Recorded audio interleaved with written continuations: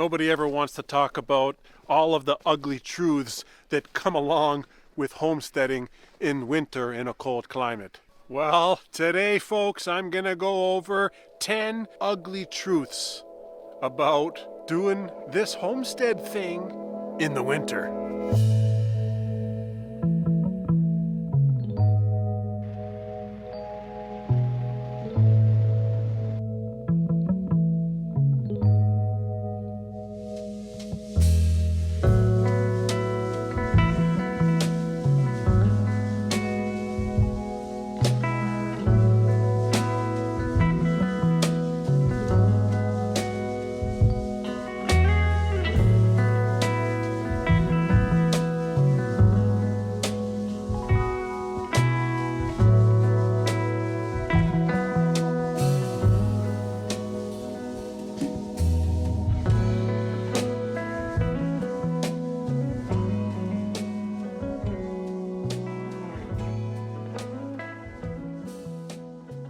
Number one is your fingers, toes, face all get frozen and numb.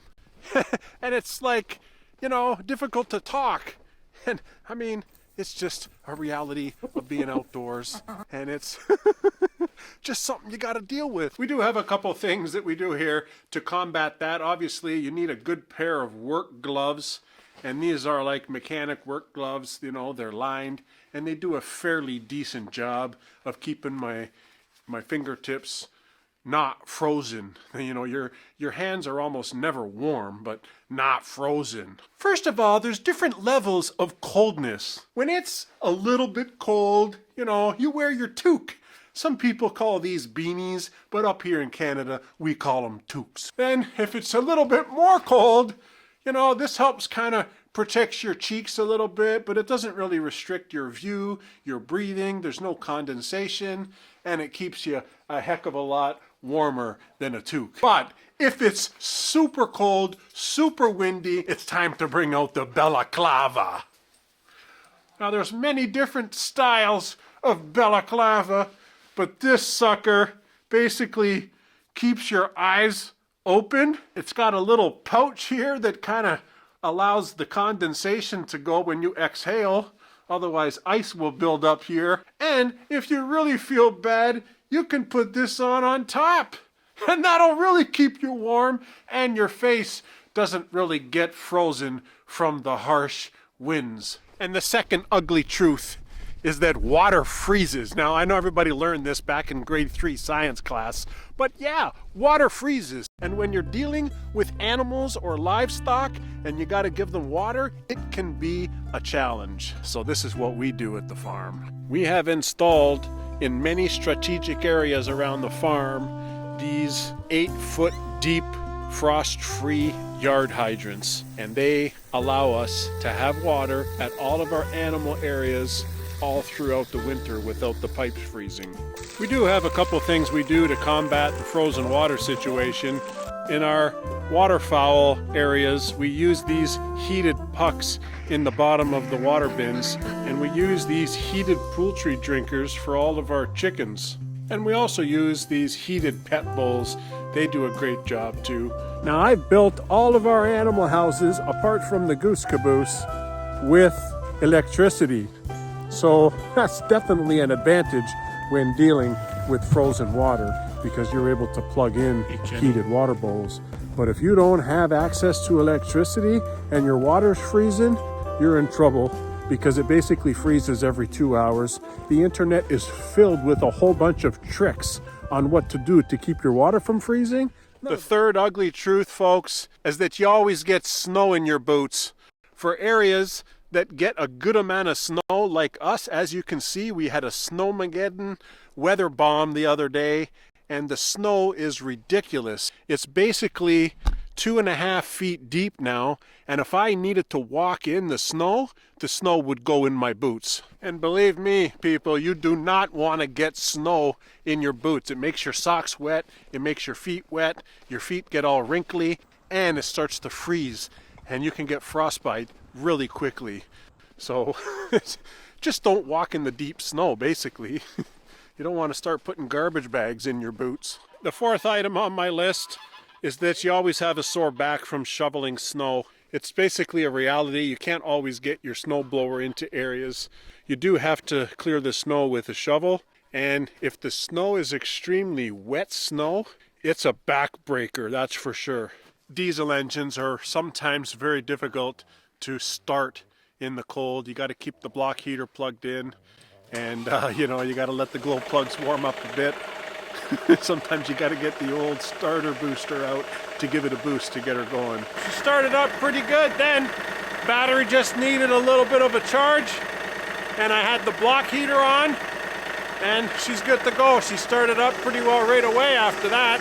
And my sixth ugly truth is that you have to deal with all of the layers that you gotta wear. You know, you got your coat. In this case, I'm wearing a vest. And then you got your sweater. You got like a t-shirt underneath, and maybe you have some long johns, you know, like long underwear. You got your pants, and you got to make sure your pants are tucked into your boots. Layers, man, and they help keep you warm, and they help keep you insulated. Very important in these cold climates. Billy, are you okay? Bobby.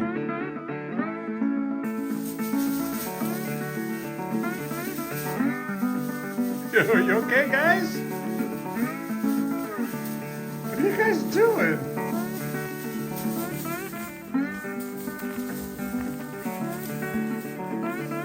The seventh is that your eggs freeze. You gotta collect the eggs nice and early in the morning as soon as they lay them, because within a couple of hours they will be frozen and utterly useless.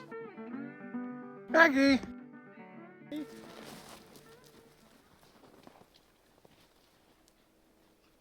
Bring it back!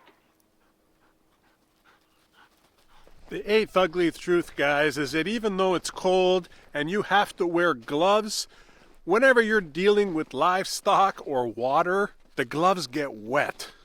And you don't want wet fingertips in the cold. I mean, it's the worst. One of the things I do is use these rubberized fisherman gloves whenever I'm doing any kind of wet work in the snow. And they got a little bit of a liner in there. They're not super warm, but they're rubber and they're like grippy and sticky.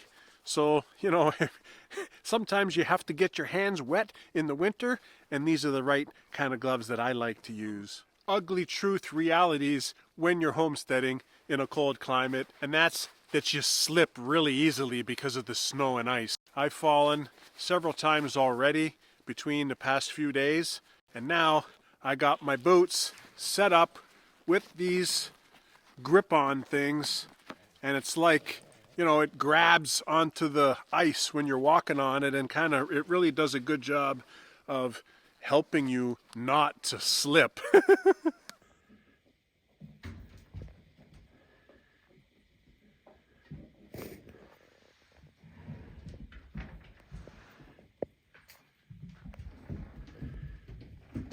Another reality of living in winter on a homestead is that you're outside for extended periods, and sometimes your eyes water and you get these tears, and it becomes really cold and your tears kind of harden up a little bit. And same with your lips, Your lips get super chapped because it's just, you know, they're always wet. You don't ever want to lick your lips in the winter. So what I do, I've been doing it for years, is I just use a little bit of Vaseline, and you know, it's helped. Oh yeah, feel it? Yeah, Vaseline works wonders. Yeah! And my 10th ugly truth about homesteading in the cold, in the winter, is that poop piles up like crazy. Like us, here on the farm, we have pigs, rabbits, chickens, ducks, geese, and I can tell you what, all the poop piles up a lot. It's not even that easy to clean up the poop because it gets frozen, and basically, you have to leave it until the spring. One thing we do try to do with the poultry, you know, with our chickens, our ducks, and our geese, is we're following the deep bedding method where you just let them poop and then you put straw on top and you let them poop and you put straw on top and you let them poop and you put straw on top, so on and so forth. And that makes a nice layer of insulation so that they can, the floor can stay a little bit warm. But the pigs, oh my God, they just poop all day long. All they do is poop, poop, poop. And then they poop, poop, poop some more. Poop is the story of our lives here at the farm. It's a big part of running a small farm, small homestead, is dealing with the manure. All jokes aside, it's a serious matter. You have to be able to deal with the manure. I'm sure every homestead deals with it, and I didn't think that there was enough information about it on all over YouTube, about the realities. If somebody is thinking about getting into homesteading and maybe it's in a cold climate, this type of a video can help prepare people for their first winter on their new homestead. Know what to expect. Anyways, guys, thanks for following. Thanks for watching. Pound the like if you enjoyed the video.